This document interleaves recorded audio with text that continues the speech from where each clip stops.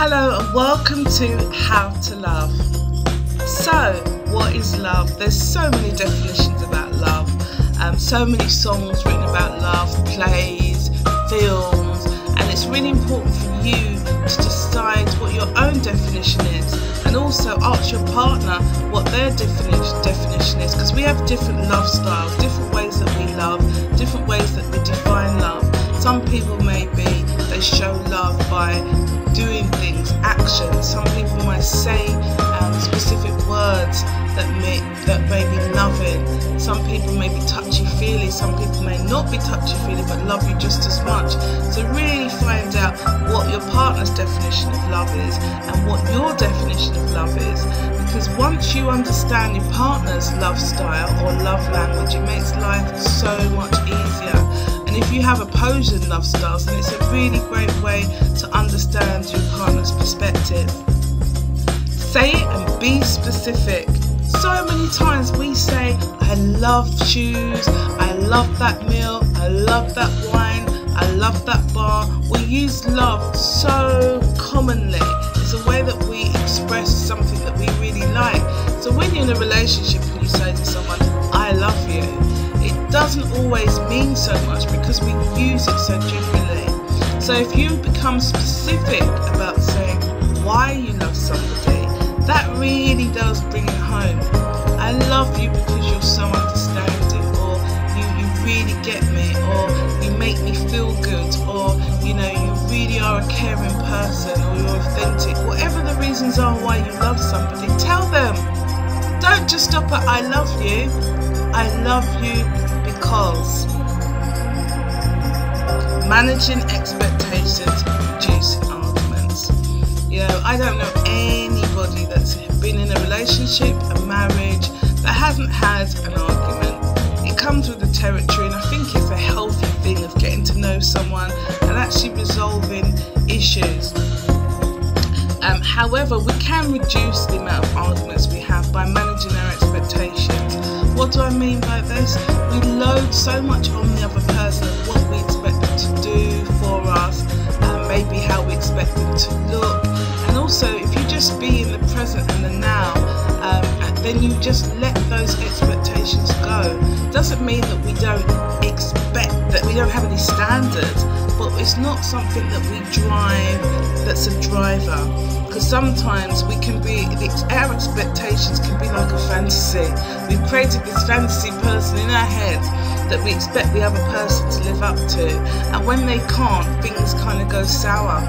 I am a therapist and I've worked with lots and lots of couples and individuals, and the biggest things that I realise with people is expectations. And I know it happened in my own relationships, that my expectations were far away from the reality. So if we manage them, and there's different techniques that you can use to do that, one of the easiest ways is to put yourself in the other person's shoes. Come from their perspective. Don't just see things from where you are and where you're standing and what you believe. See things from the other person's perspective. Stand in their shoes and look at them through look at yourself from their perspective. Love, money and debt. Whoa. I mean, the recession right now is causing major problems in relationships. More relationships break up because of money than any other reason. It's not infidelity, sexual incapacity, looks or taste. These are really high up the list, but the number one reason that people break up is money, and now because of the recession it's debt, So I would really look at your partner's attitude towards money, because some of you may like to save, your partner might like to spend. You might be thinking about the future, your partner thinks about the now. If you want to make any changes to your house, you might want to save money and do it little by little, and your partner might want to get a big massive loan. They're opposing attitudes. So it's really important that you find out what your partner's attitudes are towards money and what your attitudes are towards money, and find a middle ground. Find something in your money habits that are actually similar or the same, and then you can actually build from there. Now, money is not a bad word. We always are brought up to not really talk about money, and money's very private. So most of us really don't start talking about money in our relationships until something goes wrong. And at that time, it's not always the best time to discuss it, because it's, there's lots of emotions flying around and heated. So really try, if you can, if you're starting out in a relationship, you're in the early days, is to really find out what your partner's money habits are, and also how they view money. What do they want to do with their money in the future? Are you aligned? Do you want the same things financially? Not just about lifestyle and children and family. Money's a key one. And if you are starting out, find out if you're financially compatible. And that's a really key thing, making sure that you're playing on the same pitch. So check those things out. Whether you're in a relationship or you want to be in a relationship, find out your partner's attitude towards money, start talking about money, and also find your financial compatibility together. Is financial difficulty killing the love?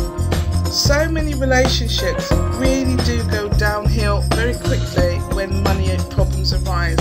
Like I said before, especially in this recession, there's a lot of pressure on for all of us right now, because the economy is very unstable, prices are rising, people are losing their jobs. So really the love has been sort of siphoned out of a lot of relationships because they're under so much pressure right now. So it's really good at this point to be very understanding of where the person's coming from and why they might be acting that way, or why they might be a little bit withdrawn. Never stop loving. If you really want to be with this person, and this is the person that you want to be with for life, then just keep going. Keep learning, keep finding new ways to improve your relationships. Even the fact that you're actually listening to this video and this is something that interests you shows you're a person that cares and you want to make a difference to the relationships you have. So just keep loving going, keep being open. They talk about unconditional love, and I personally think as human beings we are conditional. As much as we try and be unconditional, most of us have conditions. If someone does something we don't like and they keep doing it, the chances of that relationship surviving is very slim because we have conditions.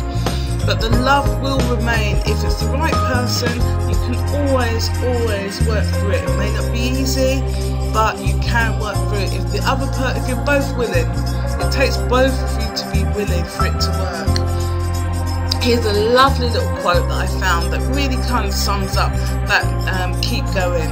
Love is a temporary madness. It erupts like an earthquake and then subsides. And when it subsides, you have to make a decision. You have to work out whether your roots have become so entwined together that it's inconceivable that you should ever part. Because this is what love is. Love is not breathlessness, it's not excitement, it's not the promulgation of promises or eternal passion. This is just being in love, which any of us can convince ourselves we are. Love itself is what is left over when being in love has burned away, and this is both an art and a fortunate accident. Your mother and I had it. We had roots that grew towards each other underground, and when all the pretty blossom had fallen from our branches, we found that we were one tree and not two. How sweet. And that's really it. It's about working through that. Even if you wanted to part, you guys are so entwined, you love each other so much, you've got so close that it's just inconceivable. It just wouldn't work. So keep going, guys, keep loving. Thank you so much for watching. We love you. If you want some more information, check out the blog www.thinkyourselfdebtfree.com/blog. Take care. Bye.